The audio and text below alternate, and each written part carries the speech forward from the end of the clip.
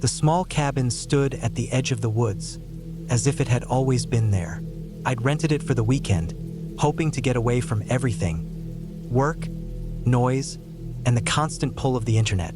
It was supposed to be quiet, peaceful, a place where I could relax, read, and clear my mind.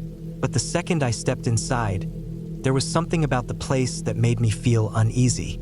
Maybe it was just the isolation, or maybe it was the fact that I had never really been alone in a place like this before.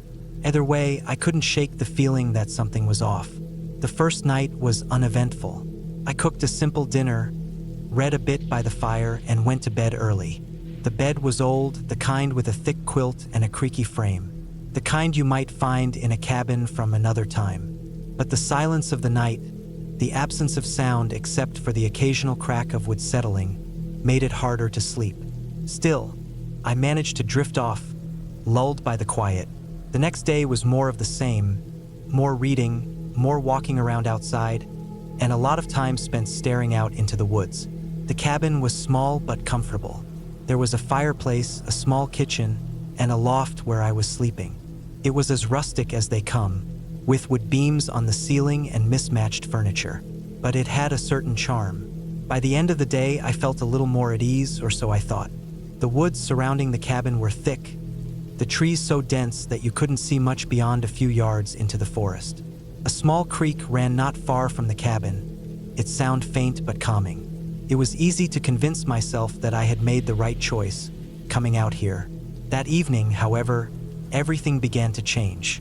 It was around dusk when I first heard it, a low, distant noise. At first, I thought it was just the wind moving through the trees, but the sound grew louder, almost rhythmic. A heavy thudding, like something large was walking through the woods. I brushed it off as an animal, maybe a deer or a bear, but the noise didn't stop, kept going. And as it did, I felt a knot form in my stomach. I stood by the window, trying to see if I could spot anything through the thick woods. The shadows were long, stretching across the ground as the light faded. There was nothing. The forest was still. But the noise, it continued. The thudding was accompanied by a scraping sound, like something was dragging along the forest floor. My heart rate quickened, and I took a step back from the window. Maybe I was just being paranoid. I reminded myself that I was out in the middle of nowhere, and there were bound to be strange sounds. Maybe it was just an animal, a raccoon or something. But even as I told myself that, I couldn't shake the feeling that something was wrong. I didn't want to go outside. It was getting darker, and the thought of stepping out into the woods, alone, made my skin crawl. So, I stayed inside, locked the doors, and tried to distract myself with a book. But the thudding didn't stop. It was still there, in the background, making me feel like something was creeping closer. Around midnight, I finally decided I had to check it out. I grabbed a flashlight and stepped onto the porch. The air was cold, and the wind had picked up. It wasn't the kind of cold that made you shiver, but the kind that crept into your bones and made you feel like you weren't alone. I shone the flashlight toward the tree line, but there was nothing. The woods were still. The sound, however, was still there, louder now. I felt it more than heard it, vibrating through the ground beneath my feet. It wasn't the sound of something walking. It was something heavier, something that moved with purpose. I took a step forward, my flashlight scanning the darkness. There, just beyond the trees, I saw something. A large shape, barely visible but unmistakable. It was moving toward me. The thudding grew louder with each passing second, until it was almost deafening. I froze, my heart pounding in my chest. The flashlight beam shook in my hand. The shape was close now, so close that I could see the outline of something massive, moving slowly but deliberately toward the cabin. I couldn't make out what it was. The flashlight was too weak, and the darkness was too thick. But I could feel it, whatever it was, getting closer. I ran back inside, slamming the door behind me. My pulse was racing, and I tried to control my breathing, but the sound outside didn't stop. It was still there, pacing around the cabin, as if it were waiting for something. I didn't know what to do. There was no phone signal out here, no way to reach anyone. And even if there were, I doubted they could get to me in time. The nearest town was miles away, and I was alone. I thought about grabbing the car keys and leaving, but something told me that the moment I stepped outside, whatever was out there would be on me. So I stayed inside, locked every door and window, and tried to wait it out. The noise didn't stop, continued throughout the night, and by morning I was on the edge of panic. I had barely slept. My body ached from lying in the same position, too afraid to move. The thudding had finally stopped, but the scraping sound, whatever it was, still echoed in my mind. I decided to leave. I couldn't stay here any longer. The idea of staying another night in that cabin with that thing outside was too much to bear. I packed my things in a hurry, not bothering to take anything more than my essentials. I just needed to get out. I didn't look back as I started the car and drove away. The road out of the woods was bumpy, and every curve in the path made my heart race. I kept looking in the rearview mirror, half expecting to see something following me. But there was nothing. The woods were just woods. It wasn't until I reached the main road that I felt like I could finally breathe. The tension that had been in my chest for hours started to ease. The weight of the silence was finally lifted. I was free from whatever had been lurking in the woods. But even now, as I sit here, writing this, I can't shake the feeling that I wasn't imagining it. That something was out there, something big, something that was watching me, waiting for me to make a mistake. I don't know what it was. Maybe it was an animal, or maybe it was something else entirely. But I do know one thing: there's no way I'll ever go back to that cabin again. It's been weeks since I left, but I still find myself thinking about it. The noise, the feeling of being watched, the scraping in the dark. I'm not sure what I would have found if I had stayed another night. And maybe that's what scares me the most. The not knowing. The wondering if it was just the wind, or if it was something far worse. But one thing is certain: I'll never forget the sound of those footsteps. The thudding that got closer with every passing hour. That's a noise I'll never shake. And I'm okay with that, because the moment I left that cabin, I knew one thing for sure: I'd never be alone again. Not in that way. Not in the woods. Not where it's dark and the air is thick with something more than silence. And maybe that's enough.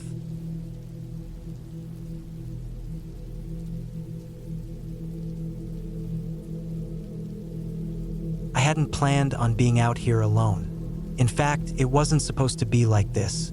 A few days ago, I had called up a friend, Mark, who had mentioned a cabin in the woods he had been to before. Something his family owned, quiet and isolated. I figured a weekend getaway would be perfect. But now, alone in this dark, creaky old cabin, I couldn't shake the feeling that it was all wrong. When I arrived earlier, I hadn't thought much about it. The place was small, tucked deep into the woods, surrounded by towering trees that seemed like silent, watching giants. The sun was setting when I arrived, the orange light spilling across the landscape, casting long shadows. The cabin itself wasn't much, just an old structure with wood paneling that looked like it had been there for decades, if not longer. It had a simple porch and a tin roof that I was sure had seen better days. There was a noticeable creak in the floorboards when I stepped in, which made the place feel even older than it probably was. Mark had been busy, so I decided to head out here on my own. I figured I could get some peace and quiet, spend some time thinking. I didn't mind being alone at first. The quietness of the place was peaceful, and it was just far enough from any other houses that I couldn't hear any cars or people. Just the wind through the trees, the occasional rustle of leaves, and the faint sound of animals I couldn't name. But once the sun had set, things started to feel different. I didn't want to admit it to myself, but the silence was overwhelming. It wasn't just peaceful anymore, it was oppressive. The kind of silence that presses on your eardrums, making you acutely aware of how alone you are. The wind, while it had been gentle in the afternoon, now felt harsh, making the trees groan and crack in the distance. I had made a fire in the fireplace to keep the chill out of the cabin, but as the flames flickered, casting odd shadows across the walls, I felt uneasy. It wasn't the usual kind of fear I'd gotten used to in the city. No, this was something different. It felt primal, like the cabin was holding something that wanted to be left alone but also wanted to be noticed. It was the kind of unsettling feeling that you can't name, but you feel deep in your gut. By the time I settled into the worn leather couch, I was telling myself that everything was fine. I couldn't shake the feeling, though, that something was off. Maybe it was just the isolation. After all, it was just a cabin. Nothing special. But still, the wind howled outside, and the cabin creaked in response. The fire crackled and popped. I tried to distract myself, flipping through an old magazine I found on the coffee table. It was from the early 90s, judging by the way the pages were yellowed. But my eyes kept drifting to the window. The night had fully set in now, and outside was nothing but blackness. I don't know why, but I had this sudden urge to look out the window. Maybe it was curiosity. Maybe it was something else. But as I pulled the curtain aside, I looked into the dark. For a moment, I saw nothing. But then, I saw it. A shape. Not a person, but something moving in the shadows. My heart skipped a beat. I quickly pulled the curtain shut, my breathing sharp and quick. I was trying to tell myself it was just the wind or an animal, maybe a deer or something. But deep down, I knew what I saw. I sat there for a while, trying to convince myself I was imagining things. The fire burned low, casting the cabin in a dim, flickering light. There was nothing else to distract me now. The sound of the wind outside felt like it was closing in on the cabin. Every time a branch scraped against the window, I flinched. The house groaned as if responding to the wind, like it was alive in its own way, settling deeper into the earth. Eventually, I decided to get up and check the doors. I figured that whatever I had seen, it wasn't a threat. I was probably just overthinking it. Still, I walked to the front door and made sure it was locked. Then I moved to the back, checking the small sliding door that led out onto a tiny porch. I locked it too, double-checking that it was secure. I stood there for a moment on the porch, listening to the wind, letting the silence of the woods wrap around me again. It felt colder than it had earlier, and I found myself shivering. I tried to tell myself that it was all in my head, that it was just a wild animal passing through. But deep inside, something felt wrong, like there was something else out there in the dark. The night dragged on. I kept the fire going as long as I could, watching the flames until they began to die down, then stoking it back up again. I didn't want to be in the dark. Not in this place. Not with the feeling of being watched that refused to go away. It wasn't until much later, when the fire was down to embers, that I heard something. It wasn't the wind or an animal. It was too rhythmic, too deliberate. Footsteps. Slow, heavy footsteps coming from outside. My heart froze. I didn't want to move, but I had to. I stood up, my mind racing, but I couldn't think straight. Should I go look? Should I call someone? But my phone had no signal out here, and I was alone. Completely alone. The footsteps stopped just outside the cabin. The silence returned, but it wasn't the same. It was more oppressive now, like something was just waiting. I thought I heard a faint rustling, as though something was brushing up against the walls of the cabin. Then, suddenly, there was a loud bang on the back door. I jumped back, my heart pounding in my chest. My mind was screaming at me to do something, but I couldn't think. I just stood there, frozen. The banging came again, louder this time. I rushed to the window and peered out, heart hammering in my chest. The porch was empty, nothing but shadows and the swaying trees. But I could feel it. Something was out there.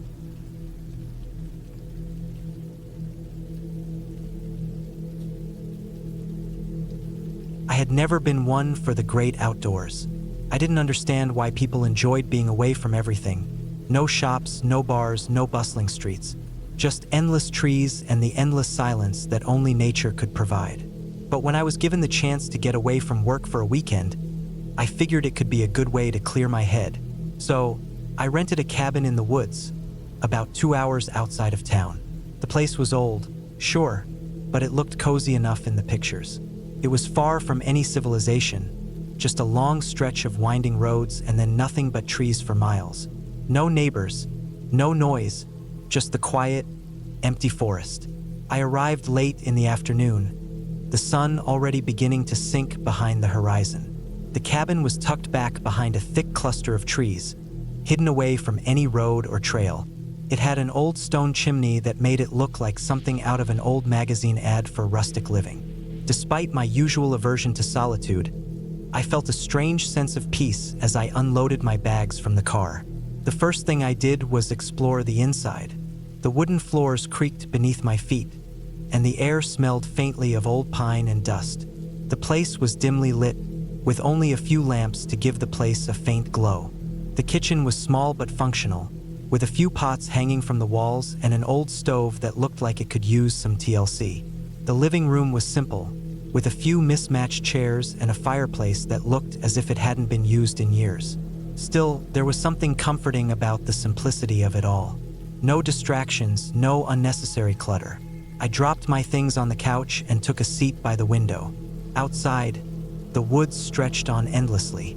The last traces of daylight were fading fast, and soon the world outside would be swallowed up by the dark. I thought about getting a fire going, but the wood looked old and damp. Instead, I decided to keep it simple and just have a quiet evening. I opened a bottle of wine, poured a glass, and sat there, listening to the sound of the wind moving through the trees. It was peaceful, almost too peaceful. As the night crept in, I started to feel an odd sense of unease. The cabin was far more isolated than I had anticipated, and the idea of being alone in the woods felt a little more unsettling as the minutes dragged on. The silence, which had initially been comforting, started to feel heavy, suffocating even. I couldn't help but imagine what could be out there in the darkness. I shook the thought off. It was probably just the isolation playing tricks on my mind. I wasn't used to being away from people for extended periods of time. After all, I had always lived in the city, surrounded by noise and activity. But here in the woods there was nothing. Just the sound of the wind and the occasional rustle of leaves. A few hours passed. I went to bed early, figuring I'd get a good night's sleep and start fresh in the morning. I turned off the lights, settled under the covers, and tried to ignore the thoughts creeping into my head. The wind howled outside, rattling the windows, but that wasn't unusual for a cabin in the woods. Just before I closed my eyes, I thought I heard something. A faint noise, like a twig snapping or something dragging across the ground. I paused, listening closely, but the sound was gone. I tried to tell myself it was nothing, just the wind or some animal outside, but I couldn't shake the feeling that someone, or something, was out there. I eventually fell asleep, though I kept waking up throughout the night. The wind, the creaking of the cabin, and those strange sounds kept me on edge. By morning, I was exhausted, but the light of the sun was enough to push the unease away. I figured I had just been overthinking things. I got up, made some coffee, and sat down to enjoy the view. But as I looked out the window, something caught my eye. There, just at the edge of the tree line, I could see something moving. It wasn't a person, too tall, too wide to be human. And it wasn't an animal either. The shape was wrong, too angular. I rubbed my eyes, wondering if I was still half asleep. But when I opened them again, the shape was still there. I couldn't make out any details. It was just a dark form in the distance, standing still. My heart skipped a beat. What the hell was that? I stared at it for what felt like an eternity, my pulse hammering in my chest. Then, without warning, the figure turned and disappeared into the trees. I felt a rush of cold panic rise in my throat. My mind raced to make sense of what I had seen. There was no way it was an animal. It was far too large, and there was no reason for someone to be out there, especially this far from civilization. I shook my head, telling myself it was just my imagination. Maybe it had been a deer or some other creature, though it didn't explain why it looked so wrong. But I pushed the thought away. I didn't want to be paranoid. I spent the rest of the day trying to ignore the unease that still lingered, but it wasn't easy. Every creak of the cabin, every rustle of leaves outside, made me jump. By evening, I felt worn out and anxious, unsure if I should stay another night. But I had paid for the weekend, and it seemed silly to leave so early. I decided I'd stick it out just one more night. The cabin felt colder as the sun set.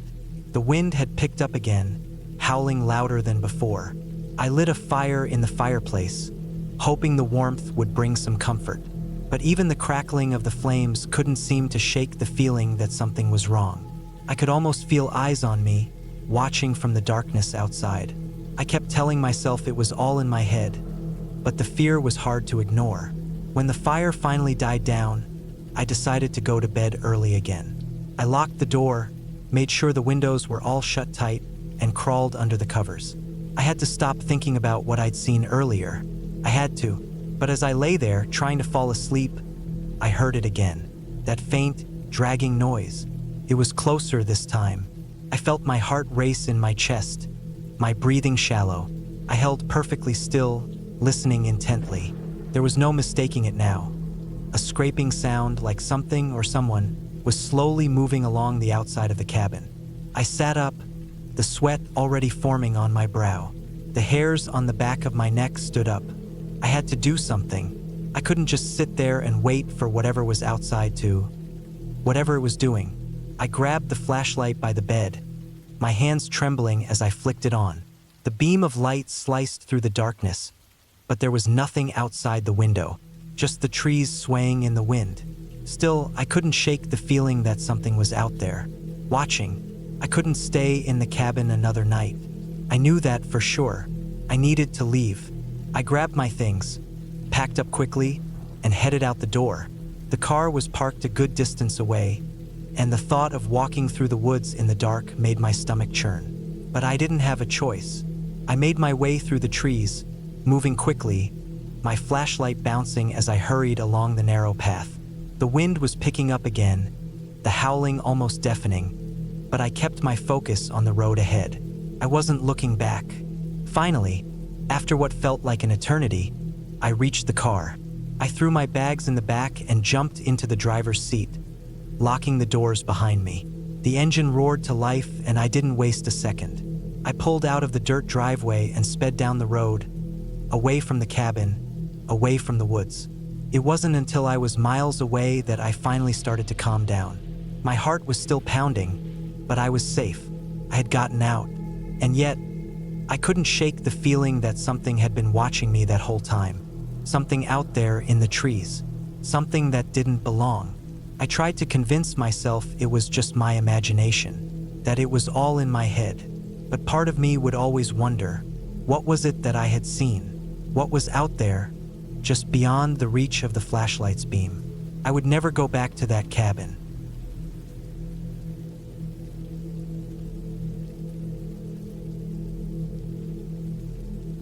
I've never been much of an outdoors person, but when my friend Jess suggested a weekend getaway to a cabin in the middle of nowhere, I figured it was a good chance to disconnect and clear my head.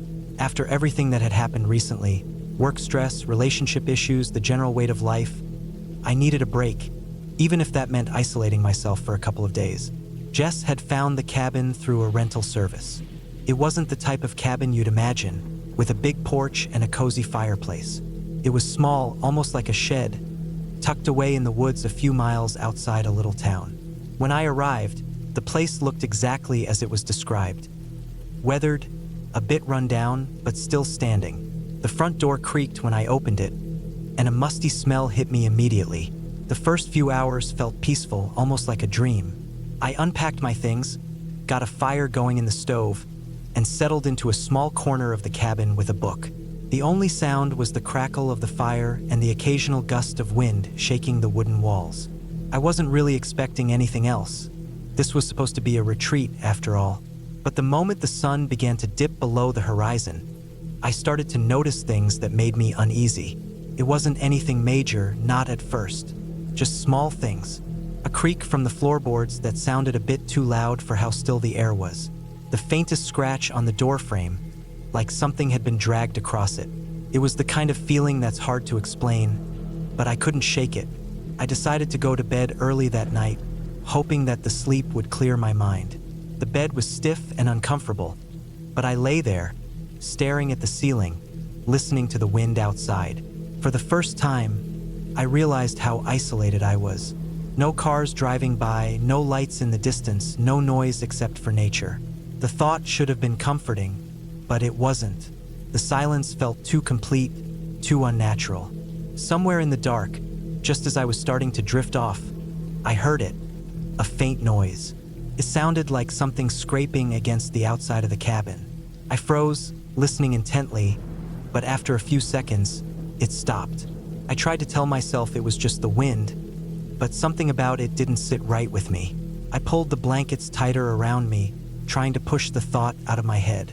The noise didn't return, but the unease lingered. Eventually, I fell asleep, though I'm not sure how long it took for that to happen. The next morning, the sunlight pouring through the small cabin window woke me up. The unease from the night before had faded somewhat, but I couldn't shake the feeling that something wasn't quite right. I made myself breakfast, instant oatmeal and coffee, and tried to relax. But as I sat there eating, I couldn't help but notice that the cabin seemed emptier than before. I mean, it was always empty, but today, it felt even more so. There was no comforting buzz of insects or chirping birds, just a quiet that felt off. I decided to take a walk around the cabin, hoping that some fresh air would clear my head. The cabin was surrounded by a thick stretch of woods. The trees were tall, their trunks knotted and twisted, like something you'd see in an old fairy tale. I tried to focus on the beauty of the place, the crisp air, the way the sunlight filtered through the branches. But every step I took seemed to echo louder than it should. I made my way to the edge of the clearing and looked back at the cabin. It looked smaller from here, more fragile, like it was being swallowed up by the forest around it.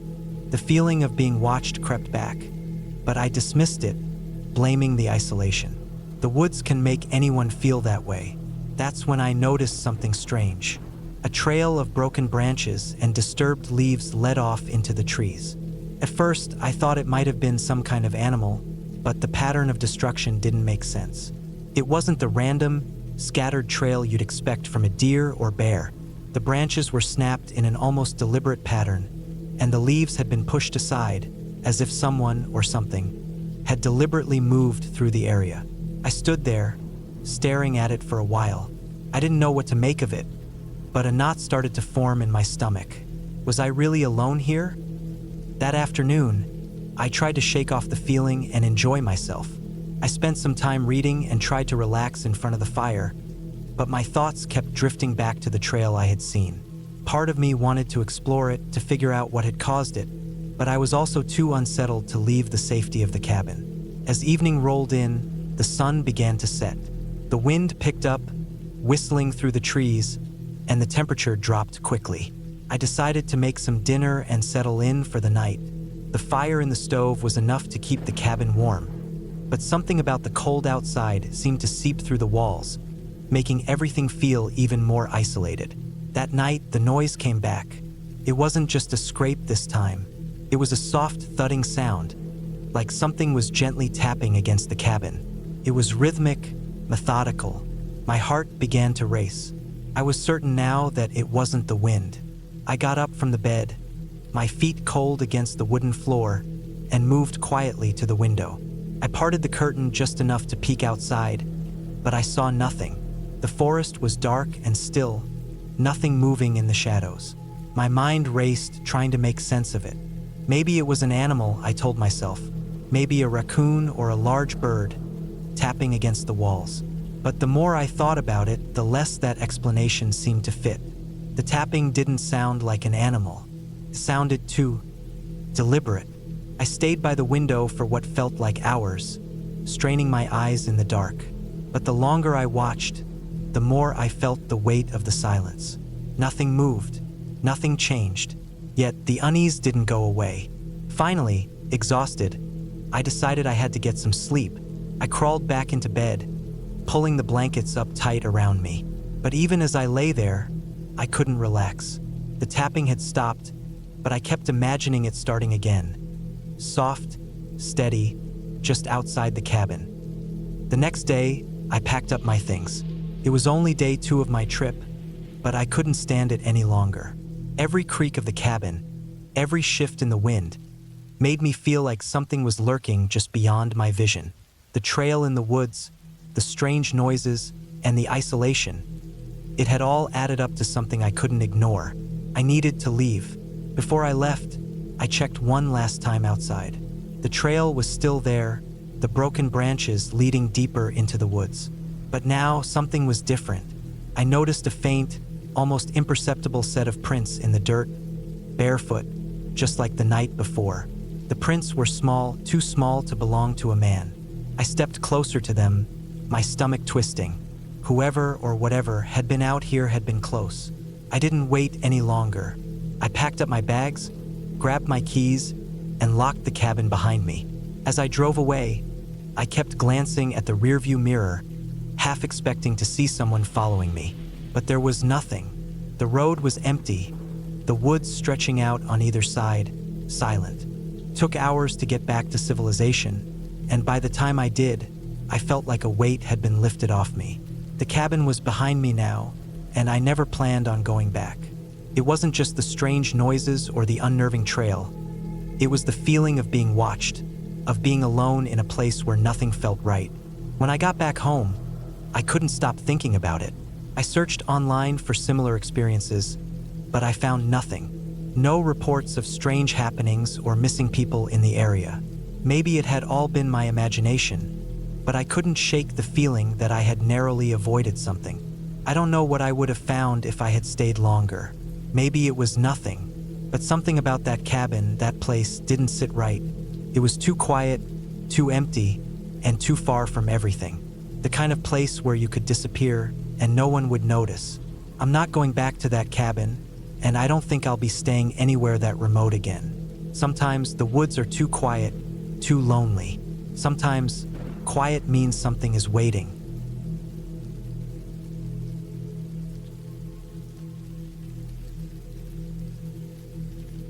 I never meant to end up in the middle of nowhere, alone in an old cabin deep in the woods. But here I was, standing outside, looking up at the weathered structure that seemed as if it hadn't been touched in years. The windows were cracked, the wood was warped, and the porch creaked in a way that made it sound like the whole place was about to collapse. I'd been driving for hours, the kind of long, quiet drive where you just get lost in your thoughts. It was supposed to be a quick getaway, just a weekend retreat to clear my head after a stressful few months. I'd found the cabin through a website, one of those rental places where you can book an isolated spot for peace and quiet. It seemed perfect at the time, far enough away from everything to be completely alone, but close enough to civilization if something went wrong. But as I stood there now, staring at the cabin, a knot formed in my stomach. Maybe it was the isolation. Maybe it was the fact that the only thing around for miles were trees. Whatever it was, I felt uneasy. I shook off the feeling and dragged my suitcase up the steps, the wood groaning under my weight. The door creaked open with a heavy push, and I stepped inside. The air inside smelled musty, old wood and dust, the kind of smell you get when a place hasn't been lived in for a long time. There was no electricity, just a few windows letting in dim light, which made the whole place feel even darker. The cabin had a simple layout. One main room with a small kitchen area, a couple of chairs scattered around a low table, and a large stone fireplace that looked like it hadn't been used in years. A small hallway led to what I assumed were the bedrooms. The floor was covered in a mix of old rugs and bare wood, creaky in places. I set my bag down on the nearest chair, took a deep breath, and began to explore. There were a few things here and there. A stack of firewood by the door, an old rocking chair that looked like it had been abandoned, a couple of mismatched paintings hanging crookedly on the walls. Nothing that screamed danger, but something about the place just didn't sit right with me. I told myself I was being stupid. It was just an old cabin. Nothing unusual about it. It had been listed online. There were pictures, reviews, everything was fine. But as I moved through the place, I kept finding little things that unsettled me, like the strange scratch marks on the floor near the back door, or the old, weathered knife that had been left on the counter, its handle worn from years of use. Even the books on the shelves, some of which looked as though they hadn't been touched in decades. The pages were yellowed, and the spines cracked from age. I decided to make the best of it. I wasn't about to drive all the way back. I'd just spend the night and leave first thing in the morning. I'd planned on making myself a simple dinner.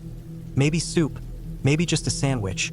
But when I opened the fridge, all I found was a half-empty bottle of ketchup, some limp lettuce, and a jar of pickles. Not exactly what I had in mind. I rummaged through the cabinets next. More cans of old food, beans, soup, some instant noodles. It was like whoever had last been here had just left in a hurry. I didn't even want to imagine what kind of creature had been living in the fridge, but I had no choice but to use the stove and make do with what was available. While my dinner simmered on the stove, I took a seat by the fireplace and just stared into the flickering light. The sound of the flames crackling was oddly calming, and for a moment, the knot in my stomach loosened. I was alone, sure, but I was safe. Nothing to worry about, right? Then I heard it. At first, it was just a faint noise, like something moving outside, maybe an animal or the wind rustling through the trees. But then it came again, a tapping sound.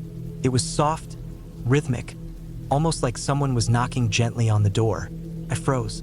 My heart rate spiked. Who the hell would be out here this time of night?